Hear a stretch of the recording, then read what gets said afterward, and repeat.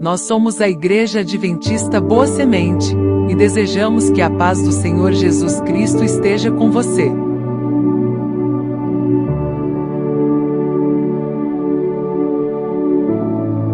Estamos muito felizes com a sua companhia.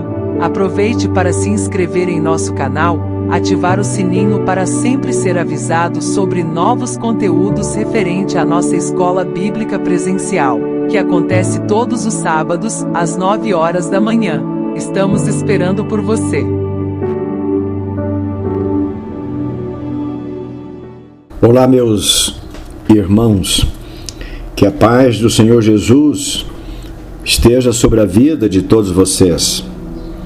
Pela bondade e misericórdias de Deus, temos a oportunidade renovada de estarmos juntos para pensarmos sobre a sua palavra. Vamos continuar refletindo sobre Jesus Cristo, o seu convite, o seu chamado, que caracterizou o fundamento do seu ministério. Ele chamava pessoas para acompanhá-lo, para ouvi-lo, para crer nele. Jesus Cristo nos chama: vem, segue-me. E nesta oportunidade nós falaremos sobre sua relação com as pessoas que ouviram a sua palavra, mas não creram nele, os incrédulos. E este é o assunto que nós estaremos tratando no sábado, dia 16 de novembro de 2024. O nosso texto de ouro está no Evangelho de Mateus, no capítulo 13, versos 53 ao 58. Este é o texto que fundamenta a nossa reflexão desta oportunidade. Mateus, no capítulo 13, versos 53, até o final desse capítulo, o verso 58. E assim escreveu o evangelista Mateus. E aconteceu que, concluindo Jesus essas parábolas, se retirou dali, e chegando à sua pátria, se maravilhavam e diziam: de onde veio a este a sabedoria e estas maravilhas? E perguntavam entre si: não é este o filho do carpinteiro? E não se chama sua mãe Maria, e seus irmãos Tiago e José, e Simão e Judas? E não estão entre nós todas as suas irmãs? De onde lhe veio, pois, tudo isso? E escandalizavam-se nele. Jesus, porém, lhes disse: não há profeta sem honra, a não ser na sua pátria e na sua casa. E o verso 58 fecha com a informação de que ele não fez ali muitas maravilhas por causa da incredulidade deles. Esta porção escrita por Mateus é por si só suficiente para muitas reflexões, para vários aspectos da palavra de Deus para nós. Primeiro, pensar, nós estamos falando sobre Jesus e a sua relação, o seu relacionamento com as pessoas, e aqui e nesta oportunidade pensarmos sobre aquelas em relação a ele que não creram nele.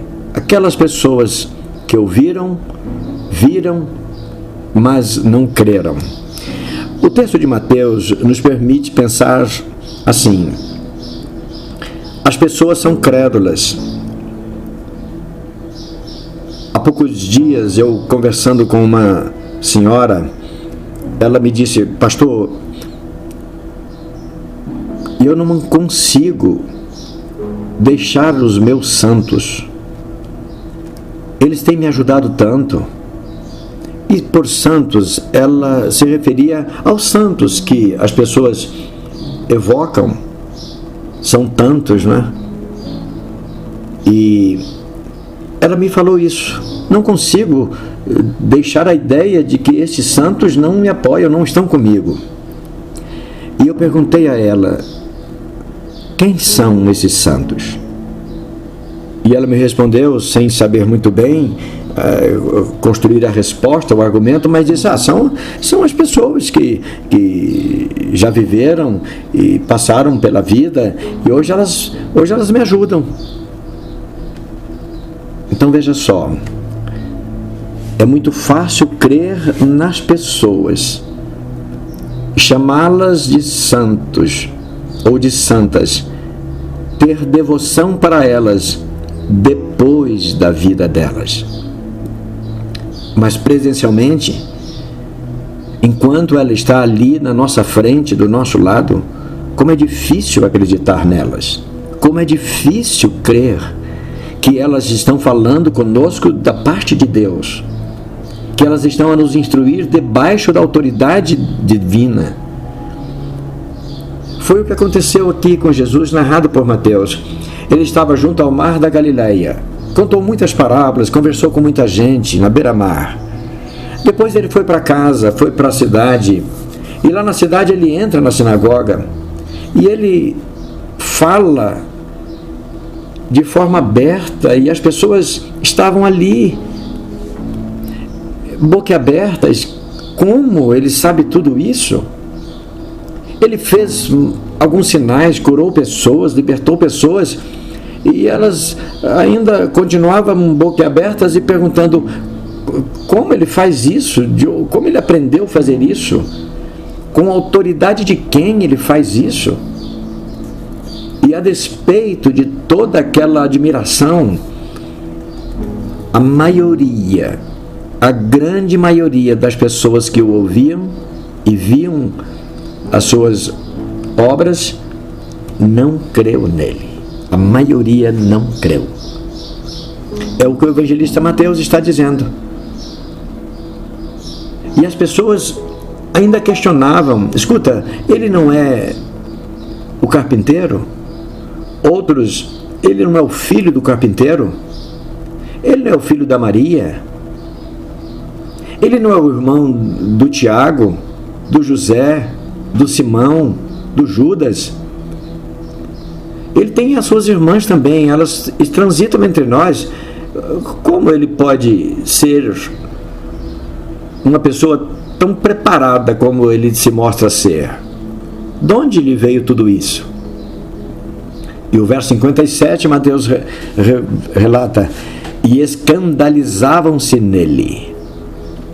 Ao invés de crer, ao invés de prestar atenção, ao invés de se aproximar mais e querer saber mais, eles se escandalizavam. Não é possível que um homem possa fazer o que esse homem está fazendo. Não é possível que alguém possa fazer o que ele está fazendo. Mas olha, eles não estavam ouvindo falar que ele fazia. Eles não estavam ouvindo falar que ele tinha uma pregação muito contundente e convincente. Não, eles estavam ouvindo ele falar. Eles podiam tirar as suas próprias conclusões. Eles estavam vendo o que ele fazia. Não era notícia que contaram para eles num determinado momento distante. Ao invés de crer, eles preferiram se escandalizar em Jesus. Daí a nossa reflexão propondo Jesus e a sua relação com os incrédulos. E já de antemão podemos pensar, será que os incrédulos foram só os da geração de Jesus? Seria por acaso também possível na nossa geração, agora quase 2000 anos depois, seria possível a nossa geração também ficar admirada pela palavra que o Senhor Jesus pronuncia através das Escrituras, pelos grandes feitos que podem ser feitos no nome dele e também rejeitá-lo? Será possível? Para a gente ir pensando, construindo a nossa crença. Nós temos por finalidade falar da palavra de Deus no intuito de cada um poder construir a sua própria fé. Irmãos, isto é coisa individual.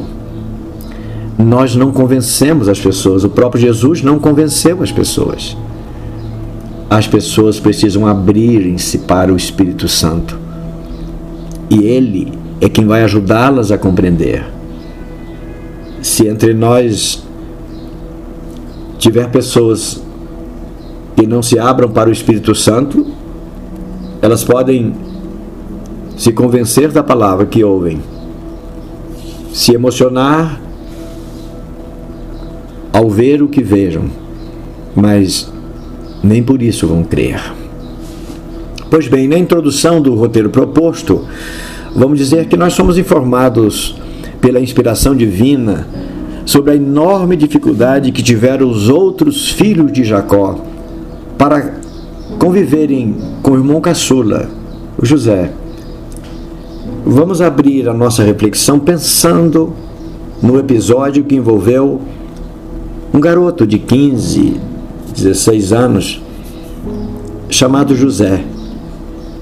A literatura fala dele como José do Egito. É o José, filho de Jacó. Ele tinha mais 11 irmãos. O relato bíblico fala que José era um garoto visivelmente amado por seu pai, caçula. Ele era muito querido por seu pai, que não conseguia disfarçar que era o garoto preferido, que era o filho preferido em relação a todos os seus irmãos. E para piorar, parece que José não se esforçava para esconder seu jeito para a liderança e a sua forma como era tratado pelo pai. Ele era uma pessoa muito espontânea, talvez até um tanto ingênuo, garoto, sem malícia, que, acompanhando a seus irmãos, ele levava para o seu pai informações que a gente poderia chamar de fofoca familiar, informações ruins da conduta de seus irmãos. Ele era um garoto, o pai pedia: filho, vai lá e olha, vê como andam seus irmãos. E se você vê alguma coisa diferente daquilo que eu tenho ensinado, orientado, você me conta. E ele, ipsis litteris, contava tudo o que via. E isso custou para ele a confiança de seus irmãos. E se não bastasse sua maneira franca, espontânea e positiva de expor suas ideias para o seu pai e contar tudo o que via entre os seus irmãos, a gota d'água foi contar a seu pai e a seus irmãos 2 sonhos pelos quais deixara demonstrado que ele se destacaria acima deles. Está lá, a partir do capítulo 37 do livro do Gênesis, nós temos a história de José, muito bonita, uma história recheada de informações que a gente nunca se cansa de ler, de ouvir falar.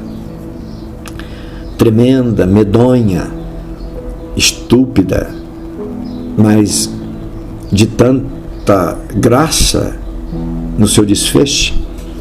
Mas assim como foi com José, Jesus também foi desprezado. Nós estamos apenas comparando os episódios e não as pessoas. José não era um tipo de Jesus, e Jesus não era uma representação do que José foi. Mas os fatos têm muita semelhança, guardam muita semelhança.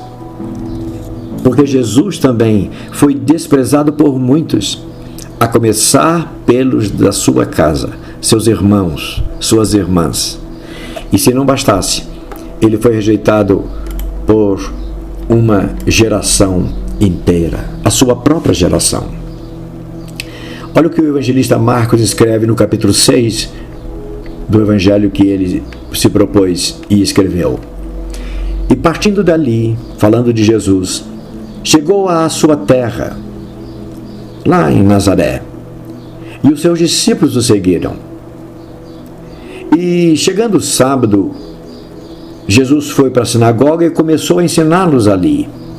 E muitos, ouvindo, se admiravam, dizendo: "Donde lhe vêm estas coisas? E que sabedoria é esta que lhe foi dada? E como se faz tais maravilhas por suas mãos?" Por esses relatos de admiração dessas pessoas, a gente, se parasse a leitura aqui, a informação aqui, a gente poderia cogitar que aquelas pessoas caíram de joelhos, prostrados diante de Jesus, crendo nele, louvando a Deus pela vida dele. Mas o relato continua e, infelizmente, a gente vai verificar que não foi isso que aconteceu. Pelo contrário, ao invés de cair aos pés dele, ouvi-lo atentamente, pedir orientação para a vida deles, eles começaram a questionar e levantar dúvidas a respeito de Jesus. Da mesma forma como lemos lá no capítulo 13 de Mateus. E eles perguntavam então, não é este o carpinteiro? Como um carpinteiro faz isso, fala isso? Ele não é um rabino, ele não estudou com nenhum dos mestres que estão entre nós. Ele é um carpinteiro. Ele é filho da Maria, ele é irmão do Tiago, do José, do Judas, do Simão. Ele tem as suas irmãs, elas estão entre nós. E escandalizavam-se nele. E Jesus lhes dizia: não há profeta sem honra senão na sua terra, entre os seus parentes e na sua casa. Que tristeza! Que tristeza! Ele não estava sendo rejeitado apenas pelas pessoas que estavam ali na sinagoga, ouvindo e vendo o que ele fazia, os sinais, mas ele já vinha rejeitado de casa. Por isso ele diz: é lá no meio da sua parentela, lá na sua casa, que o profeta é rejeitado. E não podia fazer ali obras maravilhosas, somente curou alguns poucos enfermos, impondo-lhes as mãos. E ele saiu dali, olha o verso 6, e estava admirado da incredulidade deles. E ele foi para outras cidades, outras aldeias. Continuou, isso não interrompeu, não fez com que Jesus parasse. Mas Jesus saiu da sua cidade, da sinagoga da sua cidade, saiu admirado de ver a incredulidade das pessoas. Que coisa! Que coisa! Quanta incredulidade! É o que nós encontramos ao nosso redor. Quanta incredulidade! É bem verdade que as pessoas não sabem explicar muita coisa, mas mesmo sem saber explicar e vendo as coisas, ouvindo as coisas que elas mesmas sequer sabem explicar, elas preferem duvidar ao crer. Na reflexão 1, vamos dizendo que a percentagem dos que creram em Jesus em sua geração foi tão baixa que se pode afirmar ter sido Jesus rejeitado por todos os seus contemporâneos. Estatisticamente, a percentagem de pessoas que creu em Jesus era inexpressivo. Nos permite dizer todo mundo, ou ninguém creu nele. Jesus percorreu pregando e operando milagres nas 3 principais regiões da Palestina do seu tempo: Judeia, aqui ao sul de Canaã, a Palestina bíblica, Samaria, na região central, e Galiléia ao norte, sua região de crescimento. E é difícil identificar em qual região ele foi menos rejeitado. Ele foi rejeitado em todos os lugares por onde passou. Por outro lado, entre os que lhe deram atenção e se mostraram crer nele, restou claro que eles creram mais convencidos pelos grandes milagres e irrefutáveis pregações, os seus ensinos, do que pela real convicção de que ele era de fato o que ele dizia ser, o Messias prometido nas Escrituras. Preste atenção, as pessoas creram mais em Jesus pelo que viram o que ele fazia do que pela pregação, pelo convencimento nas Escrituras. Pense sobre a conclusão de Nicodemos, quando ele foi conversar com Jesus. Ele não confessou para Jesus: Mestre, eu vim conversar contigo porque eu creio que o Senhor é o Filho de Deus. Ele não disse isso. Ele apenas disse: eu sei que o Senhor tem alguma relação com Deus, porque fazer o que o Senhor faz só pode fazer com graça recebida de Deus. Ao que parece, portanto, foi uma dedução de Nicodemos, não uma crença, uma conclusão. É isso que a gente lê escrito por João no capítulo 3 do seu Evangelho, nos versos 1 e 2. Havia entre os fariseus um homem, príncipe entre eles, Nicodemos, que foi ter com Jesus de noite e lhe disse: Rabi, ou mestre, nós sabemos que és mestre vindo de Deus, porque ninguém pode fazer estes sinais que tu fazes se Deus não for com ele. Observe bem a palavra de Nicodemos. Primeiro, ele coloca no abstrato, no relativo. Quando ele diz: mestre, bem sabemos, ele não fez uma confissão pessoal, dizendo: mestre, eu sei que o Senhor veio de Deus. Ele disse no geral. Se ele fosse apertado, como a gente usa dizer na sua declaração, ele dizia: não, todo mundo está dizendo que o Senhor veio de Deus. Ou muita gente tem dito. Entenderam a diferença? Ele não chegou para dizer: eu creio que o Senhor veio de Deus. E eu creio porque o Senhor faz o que faz. O Senhor fala o que fala. O Senhor ensina o que ensina. Mas ele fala por dedução. Nós sabemos, todos sabem que o Senhor veio de Deus, porque o que o Senhor faz, o que o Senhor fala só pode ser feito e ser falado por alguém que veio de Deus. Que coisa. Mesmo ele crendo, pelo que tudo que indica, ele creu. Mas olha a dificuldade que muitos têm até hoje. As pessoas creem, mas tenta desconversar, procura outros argumentos, outro jeito. Mas não declara abertamente: eu creio que Jesus é o Filho de Deus, e assim por diante. Mas na sequência 1, a gente vai dizer que os evangelhos nos fornecem informações suficientes, embora sejam poucas, mas suficiente para entendermos a severa rejeição que Jesus sofreu pelos da sua geração. Embora desde o início do seu ministério ele tenha realizado feitos extraordinários, a maioria de seus ouvintes se manteve insensível e jamais creu. É comum a gente ouvir das pessoas da nossa geração, irmãos entre nós, a dizer: se eu estivesse lá, olha como eles não creram. Será que a gente teria crido se a gente estivesse lá? Mas vamos considerar aqui poucos exemplos, só para a gente pensar. O batismo. Marcos capítulo 1, versos 9 a 11. Ele veio para ser batizado por João. E quando ele foi batizado por João, olha o que aconteceu. Olha o que aconteceu.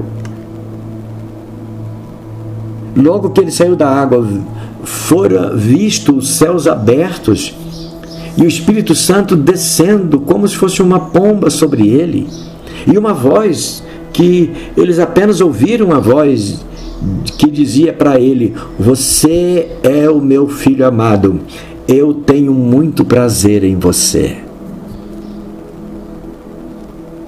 Ora, essa palavra, esse episódio deve ter ecoado entre eles. Em relação a quem jamais eles tinham ouvido isso? Mas, mesmo assim, eles não creram.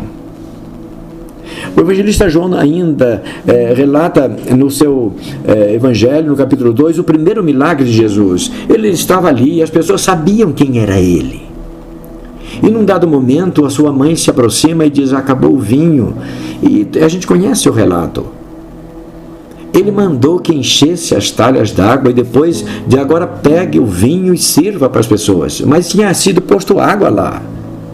E eles pegaram daquela água que tinha posto e serviram, e era vinho, e era melhor do que o vinho que já tinha sido servido até então.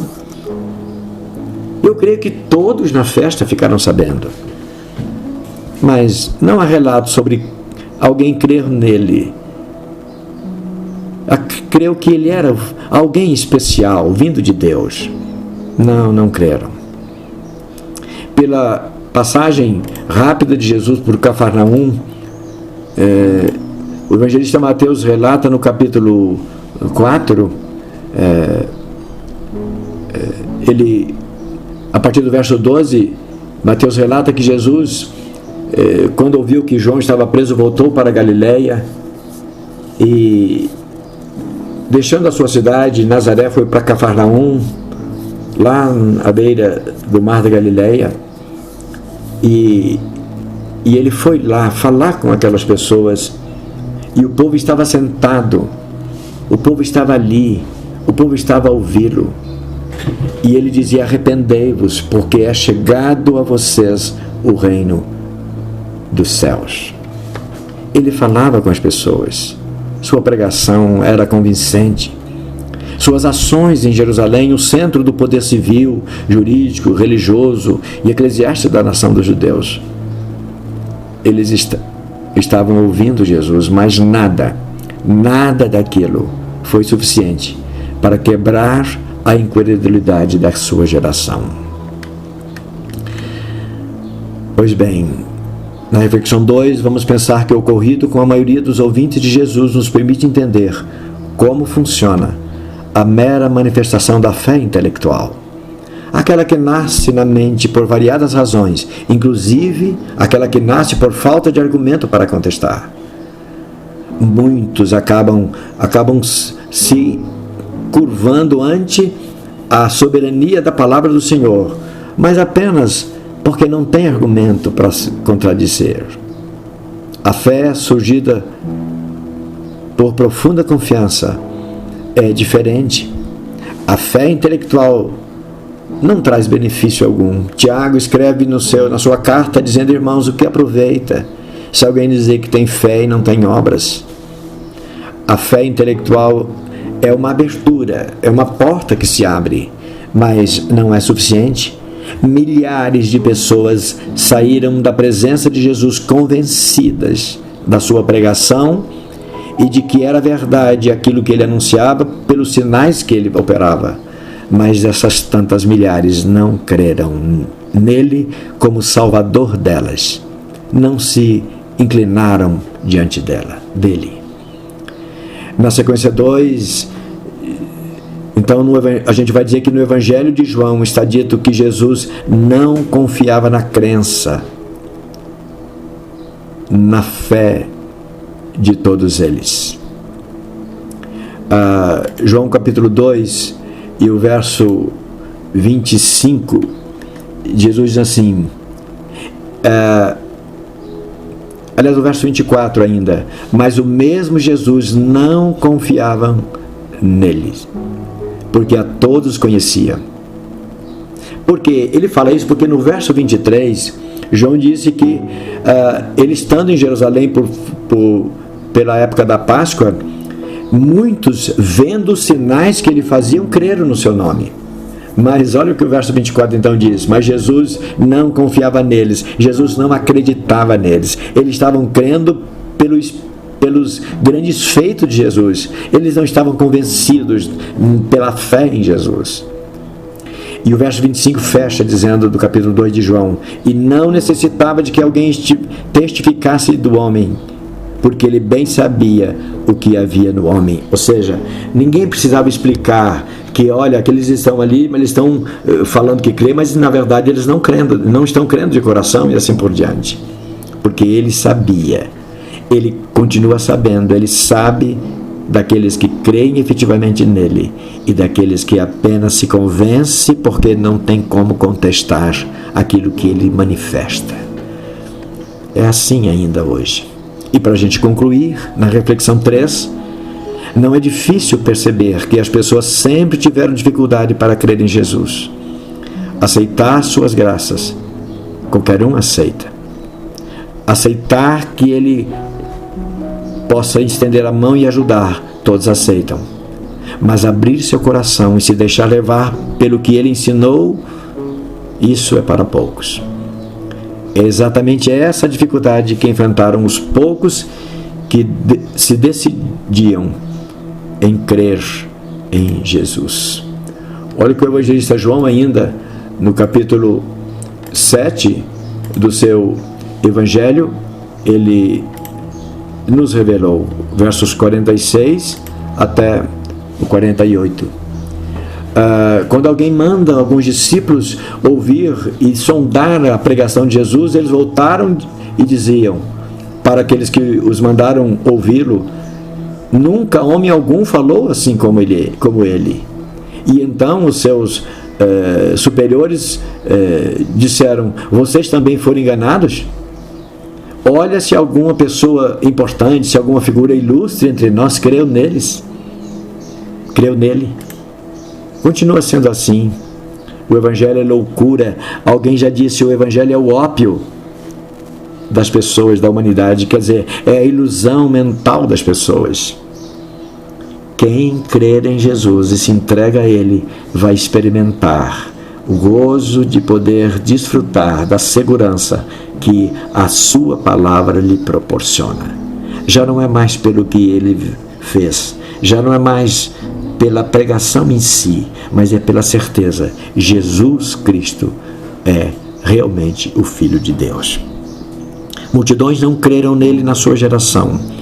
Multidões não creram nele em cada uma das gerações que viveu depois da geração dele. Milhões não creem nele na nossa geração. Mas que o Espírito Santo nos permita crer nele e saber que ele é verdadeiramente o Filho de Deus, o Messias prometido que havia de vir ao mundo, e ele veio. E pelo seu sangue nós temos a remissão dos nossos pecados. Ele nos abençoe. Amém.